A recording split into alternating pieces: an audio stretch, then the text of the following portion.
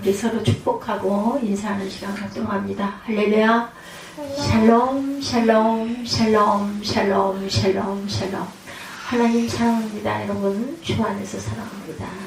예, 창세기 1장 26절부터 2장 3절까지 예, 안식하게 하신 하나님, 우리에게 생명을 주신 하나님, 일하게 하신 하나님, 예, 짧게 생명, 노동, 안식 예, 이렇게 표기를 했습니다. 예, 26절 보죠. 예, 창세기 1장 26절. 하나님이 이르시되 우리의 형상을 따라 우리의 모양대로 우리가 사람을 만들고 그들로 바다의 물고기와 하늘의 새와 가축과 온 땅과 땅에 기는 모든 것을 다스리게 하자 하시고, 하나님이 자기 형상 곧 하나님의 형상대로 사람을 창조하시되 남자와 여자를 창조하시고 그들에게 복을 주시며 그들에게 이르시되 생육하고 번성하여 땅에 충만하라. 땅을 정복하라. 바다의 물고기와 하늘의 새와 땅에 움직이는 모든 생물을 다스리라 하시니라. 하나님이 이르시되 내가 온 지면에 씨 맺는 모든 채소와 씨 가진 열매 맺는 모든 나무를 너에게 주노니 너희의 먹을거리가 되리라. 또 땅의 모든 짐승과 하늘의 모든 새와 생명이 있어 땅에 기는 모든 것들에게는 내가 모든 푸른 풀을 먹을거리로 주노라 하시니 그대로 되니라. 하나님이 지으신 그 모든 것을 보시니 보시기에 심히 좋았더라. 저녁이 되고 아침이 되니 이는 여섯째 날이라. 천지와 만물이 다 이루어지느니라. 하나님이 그가 하시던 일을 일곱째 날에 마치시니 그가 하시던 모든 일을 그치고 일곱째 날에 안식하시니라. 네, 이렇게 말씀하시죠. 예, 3절에 하나님이 그 일곱째 날을 복되게 하사 거룩하게 하셨으니 이는 하나님이 그 창조하시며 만드시던 모든 일을 마치시고 그날에 안식하셨습니다. 하나님께서 세상을 창조하신 날과 안식하신 날 사이의 근본적인 차이점을 말한다면 아마 공간과 시간의 대조일 거예요. 하나님이 6일 동안 하신 일을 우리가 잘 살펴보면 하나같이 공간을 창조하고 그 공간을 채우는 일을 하셨어요. 우주라고 하는 거대한 공간을 만드시고 그 공간을 떠다니는 수많은 별들을 만드셨고 지구라는 별에서 살아가는 가장 각색의 생명체들을 만드셨습니다. 하나님이 6일 동안 하신 일은 이처럼 다 공간적인 것이었다. 근데 일곱째 날에는 이런 활동이 전혀 없었죠. 하나님은 그저 시간을 사셨어요. 어떤 공간적인 활동 없이 시간만이 존재하는 그러한 하루를 보내셨다. 그리고 그 시간만이 존재하는 그날이 복되게 하셨다는 거예요. 그것이 바로 거룩하게 하신 날. 예, 6일은 복된 날이 아니란 말인가? 아니죠. 의미 있는데 아니란 말인가? 그럴 수 없습니다. 하나님께서 위대한 창조 사역을 하신 날들인데 어찌 복된 시간이 아니겠는가? 어찌 가치 있는 시간이 아닐까요? 시간의 양으로 따져도 노동하신 날이 안식하신 날보다 6배나 6배나 많죠. 일곱째 날에 안식하셨으니까. 노동하신 날이 안식하신 날보다 6배나 많다는 것은 그만큼 노동하는 것이 중요하다는 것을 암시하고 있다고 볼 수가 있죠. 안식일 뿐만 아니라 다른 6일도 아주 가치 있는 날이고 소중한 날이 분명합니다. 근데 하나님은 그 6일에 대해서는 특별한 언급이 없으세요. 6일이 복되다고 하지 않으셨습니다. 오직 일곱째 날 하루만을 특별하게 구별하셔서 복되다 하셨죠. 그 이유가 뭘까요? 왜 안식하신 날만을 특별히 복을 주셨을까? 왜 그날만을 거룩하게 하셨을까? 이스라엘 백성들에게 왜 안식일을 지키라고 계속해서 강조해서 늘 그렇게 말씀을 하실까? 그것은 다른 6일이 중요하지 않아서가 아니라 복되지 않아서가 아니라 공간을 사는 6일보다는 시간을 사는 하루를 기억하게 하시려고 그날을 구별하신 것이라는 거죠. 공간을 사는 6일보다는 시간을 사는 하루가 더 중요하고 더 근원적이라는 것을 강조하시라고 그날을 복되게 하셨다고 하신 거예요. 안식일 속에는 삶과 생명에 대한 근본적인 이야기가 담겨 있습니다.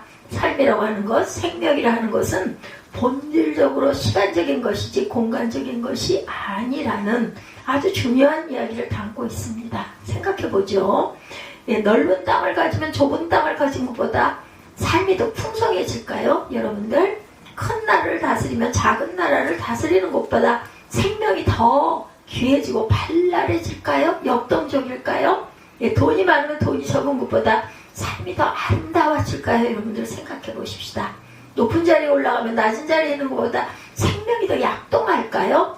예, 50평 아파트에서 살면 20평 아파트에서 사는 것보다 삶이 더 우아해질까요? 차이가 조금 있기는 있죠. 생활은 풍성해지고 멋있어지고 우아해지고 여유로워지고 그죠? 품이 있어지는 건 사실입니다. 그러나 삶과 생명은 좀 다릅니다. 돈이 많다고 해서 자동적으로 삶이 풍성해지지는 않는다.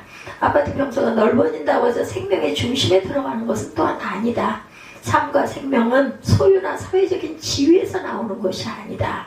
소유나 사회적인 지위는 공간적인 것인데 그런 공간적인 것에서 삶과 생명이 나오지는 않습니다. 왜냐하면 삶과 생명은 본질적으로 시간적이고 관계적이기 때문이다. 이건희 회장님 한번 비교해 봅니다. 삼성 이건희 회장님은 분명히 비교도 저하고는 안 될 정도로 아주 부유하시죠. 우아하시고 화려하고 품격 있는 삶을 사셨을 거예요. 이것은 누구도 부정할 수 없는 명백한 사실인데 그러나 그 회장님이 저보다 풍성한 삶을 살고 있다고 확실하게 장담할 수가 있겠는가? 이건희 회장이 저보다 더 근원적인 생명을 함유하고 있다고 말할 수 있겠는가? 아니죠. 누구도 알 수 없어요. 하나님만이 아십니다. 그분보다 더 풍성한 삶을 살고 있을지도 모르고 더 근원적인 생명을 함유하고 있는 것이 저일 수도 있다는 것이죠. 어쩌면 그럴 가능성이 더 많다고 할 수도 있을 것이다. 성경에 나오는 어리석은 부자 이야기 여러분들 아시죠? 어떤 부자가 창고에 가득 곡식을 쌓아놓고 혼잣말을 합니다. 내 영혼아 여러 해 쓸 물건을 많이 쌓아두었으니 평안히 쉬고 먹고 마시고 즐거워하자. 마가복음 12장 99절 말씀이죠. 아주 만족스러워요. 그 사람이. 이 부자는 많은 소유를 보면서 앞으로 한동안 걱정 없이 살 수 있을 것이다. 이렇게 기뻐합니다. 그 많은 물건이 생명과 삶을 보장해 줄 것이다. 나는 이러니 아무 일이 없다면 분명히 나는 풍성한 삶을 살 수 있을 것이라는 거예요. 우리도 생각할 때 그렇지 않습니까? 하나님은 그 사람을 보고 어리석은 자야 이렇게 탄식을 합니다. 자기를 위하여 재물을 쌓아두기는 했으나 하나님께 대하여는 부유하지 못한 자라고 탄식을 하시죠. 마가복음 12장 21절에 보면 바로 이 탄식이 안식일의 핵심 메시지와 연결이 됩니다. 삶과 생명은 온 세상을 만드신 하나님에게서 나오지 하나님이 만든 피조물에게서는 나오지 않는다는 것이 안식일의 핵심 메시지라는 것 여러분들 이해하십니까? 믿으십니까? 다시 말하면 재물이 아무리 많아도 그 재물에서 생명과 삶이 나오지는 않는다는 이야기입니다. 아무리 부여해도 생명을 살 수는 없어요. 아무리 그죠? 세계에서 가장 돈이 많은 누구 그죠? 록펠러 또 있겠죠. 이런 분들 하나님께 대하여 부여하지 못하면 그 많은 재물은 아무 소용이 없다는 이야기예요. 당장에 그죠? 장례식장에 가보면 누구도 뭣도 갖고 갈 수가 없어요. 갖고 가면 아무 소용이 없습니다. 아무리 많은 재산이 있다 한들 아무리 대단한 지위에 있었다 한들 아무 소용이 없어요. 가는 길은 똑같습니다. 그 이유는 하나님의 소관, 하나님의 주관에 있죠. 여기는 노동과도 깊이 연관되어 있습니다. 보면 앞에서 말씀드렸듯이 모든 노동은 공간적이죠. 생활에 필요한 생필품을 구입하고 가족이 함께 살 집을 장만하고 농가밭을 일구고 아니면 장사를 한다든지 아니면 직장에 나간다든지 필요한 물건을 나르고 하는 일들이 전부 다 공간적인 활동입니다. 공부도 좋은 대학에 들어가고자 하는 공간적인 활동 중에 하나 모든 노동은 하나님이 만든 피조물과 또 관련이 되어 있죠. 사람이 하는 일이라는 게 다 하나님이 만든 것들을 개량하고 다듬고 기르고 다스리는 일들을 하는 것이죠. 심지어 하나님의 노동조차도 빛을 제외하고는 공간을 만들고 공간을 채우는 일들이 전무였어요. 이처럼 모든 노동은 기본적인 공간적이라는 것. 사람이 하나님의 형상을 따라 지음받은 것도 사실은 노동과 관련이 있죠. 하나님이 사람을 만드시고 나서 하늘과 땅과 바다에 있는 모든 생물을 다스리라고 말씀하셨죠. 그 신학자들은 흔히 문화명령이다 이렇게 이야기를 하긴 하는데 아주 직설적인 이야기를 하면 노동명령이다 라고 볼 수가 있어요. 그죠? 생육하고 번성하여 충만하라 이 모든 게 다 노동이에요. 어떻게 보면 그렇죠? 해야 돼요. 움직여야 되는 것이고 너희가 해야 할 노동은 하늘과 땅과 바다에 있는 모든 생물을 다스리는 것이다. 노동명령입니다. 사실입니다. 하나님은 사람을 일하는 존재로 만드셨어요. 움직이는 존재로. 사람을 하나님의 형상대로 지으신 것도 바로 그 때문이다. 하늘과 땅과 바다에 있는 모든 생물을 다스리게 하시려고, 다시 말하면 노동하게 해야 되기 때문에, 노동이 필요했기 때문에 하나님의 형상대로 사람을 창조하셨다. 1장 26절이죠. 하나님이 만드신 피조세계를 다스리려면 모든 생명을 돌볼 만한 능력과 권세가 필요했기 때문에 하나님에게 버금가는 능력과 권세를 사람들에게 허락을 하신 거예요. 너희들이 할 수 있게 내가 해주겠다라고 하신 거죠. 사람 위에 노동하라는 명령을 드는 피조물이 뭐가 있을까요? 여러분들 생각해 보십시오. 없습니다. 만물 가운데 오직 사람만이 노동하라고 말씀을 하셨어요. 생육하고 번성해서 땅에 충만하라. 이것이 바로 노동하라는 명령. 사람은 처음부터 노동하는 존재로 만들어졌고 노동하라는 명령을 들은 존재이기 때문에 마땅히 노동을 해야 한다. 하나님 만든 것들을 개량하고 다듬고 기르고 다스리는 일을 열심히 해야 합니다. 그러나 하나님께서는 노동하라는 말씀만 하지는 않으셨어요. 노동을 멈추라는 말씀도 하세요. 왜냐하면 노동은 기본적으로 피조물, 피조세계와 관련된 것이기 때문에 노동은 어쩔 수 없이 공간적입니다. 그리고 피조물과 관련이 되어 있다. 근데 결정적으로 피조물에게서 생명과 삶이 나오지는 않아요. 물론 6일 동안의 노동은 꼭 필요한 것이고 그 노동은 매우 소중하고 가치 있는 일에는 틀림이 없는데, 그러나 그럼에도 불구하고 피조물과 관련된 노동에서 생명이 나오지는 않는다. 피조물은 생명의 근원도 아니고 생명의 주체도 아니에요. 피조물은 생명을 받은 존재이지 생명의 주체가 아니라는 것. 그 생명의 주체는 지으신 하나님이십니다. 그렇기 때문에 피조물은 아무리 쥐어짜도 생명과 삶이 나오지는 않는다. 피조물은 아무리 많이 쌓아도 피조세계를 아무리 넓게 지배해도 생명과 삶이 나오지는 않는다는 것. 생명과 삶은 오직 창조주에게서만 나옵니다. 하나님만이 생명의 근원이시고 생명의 주체이시다. 그러니 어떻게 해야 되겠어요? 적어도 안식일만큼 생명과 삶의 근원이신 하나님에게만 집중해야 된다라는 거예요. 그래 하나님께 집중하기 위해서는 피조물과 관련된 모든 노동을 멈추어라 이십니다. 유대계 유명한 학자인 아브람 요수아 헤셀은 안식일과 관련해서 매우 의미심장한 말을 했어요. 안식일의 의미는 공간보다는 시간을 기념하려는 것이다. 이렇게 말합니다. 안식일은 우리가 시간 속에 있는 영원한 것에 동참하고 창조의 결과물로부터 창조의 신비로, 창조의 세계로부터 세계의 창조로 돌아간다. 예, 그런 날이다. 예, 저는 헤셀의 설명이 아주 정확한 해석이라고 이렇게 생각을 합니다. 하나님이 창조하신 세계가 아니라 세계를 창조하신 하나님에게 집중하는 것이 안식일의 본질이고 핵심이라는 것이죠. 물론 일주일 내내 하나님에게만 집중하며 살 수는 없어요. 살아서도 안 되고 일주일 내내 기도하고 성경 말씀을 읽고는 살 수가 없죠. 그렇게 살아서도 안 됩니다. 우리가 하나님이 만든 세상에서 하나님이 만든 것을 개량하고 다듬고 기르고 다스리는 일을 하라고 명령하셨을 뿐만 아니라 그렇게 하는 것을 기뻐한다고 보시기에 좋았더라. 기뻐하신다고 말씀하죠. 그러나 동시에 하나님은 사람이 피조세계에만 빠져 사는 것도 원치 않으신다. 행위와만 매달리는 것도 원치 않으십니다. 피조세계를 아무리 많이 소유한다 한들, 피조세계를 아무리 많이 정복한다 한들 거기에서 생명과 삶이 나오는 것이 아니기 때문에 하나님 우리가 행위와 업적에만 매달리는 것은 원치 않으신다. 그런데 사람에게는 행위와 업적에 매달리는 허점이 있습니다.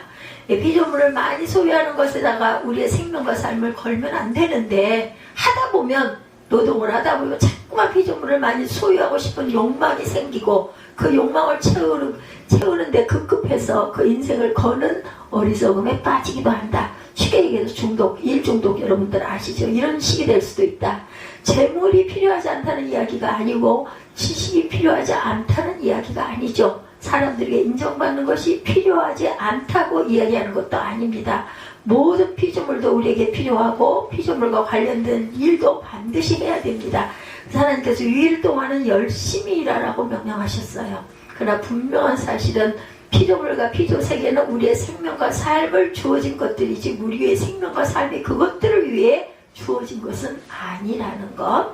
세상의 모든 것들은 우리의 생명과 삶을 위해 동원되어야지 우리의 생명과 삶이 그런 것들을 위해 동원돼서는 안 된다. 이해하십니까? 이것은 절대로 변할 수 없는 아주 소중한 진실입니다. 피조세계를 다스리고 피조물을 소유하기 위해서 우리의 생명과 삶을 투자하는 것은 무상 숭배일 뿐이다. 근데 사람들은 대부분 거기 인생을 걸고 목숨을 걸고 있어요. 다들 세상을 얻지 못해서 발을 동동 구릅니다. 세상에서 인정받지 못해서 아주 마음이 상해져요. 어떤 사람들은 그런 것들이 좌절될 때 자살을 하기도 하죠. 참으로 안타깝고 어리석기 짝이 없는 일이지만 모든 사람 안에는 그런 요소들이 다 들어 있습니다. 예, 정말 그런 기가 막힌 욕망이 있고 끝없는 탐욕이 우리 인간 안에는 잠재되어 있다. 그것을 강하게 하는 사람도 있고 아니면은 그냥 좀 약하게 미미하게 나타나지만 어쨌든 있다는 것, 욕망이, 탐욕이 사람의 마음속에 갖가지 욕망이 뜨거운 용암처럼 들끓고 있어요. 하나님의 말씀하시죠. 안식일에는 모든 노동을 쉬라고, 반드시 쉬어야 한다고. 그 노동을 멈추라는 하나님의 말씀을 우리는 이렇게 듣습니다. 행위의 목숨을 걸지 마라. 업적의 목숨을 걸지 마라. 피조세계에 속한 것 가지고 인생의 성공과 실패를 계산하지 말아라. 정말 중요한 것은 나의 안식에 참여하는 것이다. 아버지가 오늘 이렇게 말씀을 하시네요. 여러분들 주의를 지키시는 것, 하나님의 안식에 참여하시는 것입니다. 정말 중요한 것은 피조세계가 아니라 피조세계를 만든 나 스스로 있는 자 who I am 입니다. 내 안에 있는 안식이고 생명의 에너지이고 삶의 뿌리이다. 하루를 안식하시면서 하나님께 힘을 받고 말씀 속에 풍요를 채워라. 하루는 이 말씀을 하고 계시는 거예요. 그러니 일하던 것을 멈춰라. 피조세계에 속한 모든 활동을 멈추고 내 안식에 참여하라고 말씀하세요. 저는 이것이 안식일을 통해 말씀하시는 하나님의 온전한 메시지라고 생각을 해서 여러분에게 전합니다. 이게 25년 초두에 나올 말씀이었는데 그동안 여러 가지 행사들이 있고 날들이 있고 해서 이게 밀린 거예요. 어떻게 보면 부정도 있었고, 그리고 노동을 멈추라는 말씀 속에서 이 말씀이 준비된 지가 꽤 오래됐어요. 근데 계속 밀리다 보니까 이제 2월 중순 이제쯤 돼서 제가 증거합니다.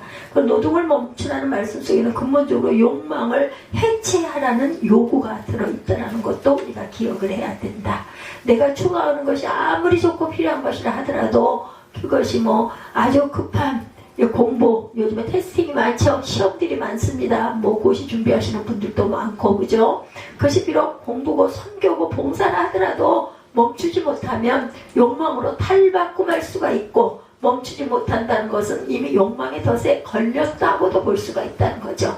그리고 일단 욕망의 덫에 걸리면 아무리 선하고 아름다운 것이라 하더라도 결국은 욕망이 생명과 삶을 집어삼킨다라는 것도 잊지 말아야 합니다. 반드시 그렇다는 것. 공부도 욕망이 되면 삶을 죽이고 믿음도 욕망에 덫이 사로잡히면 삶을 파괴하게 된다라는 것.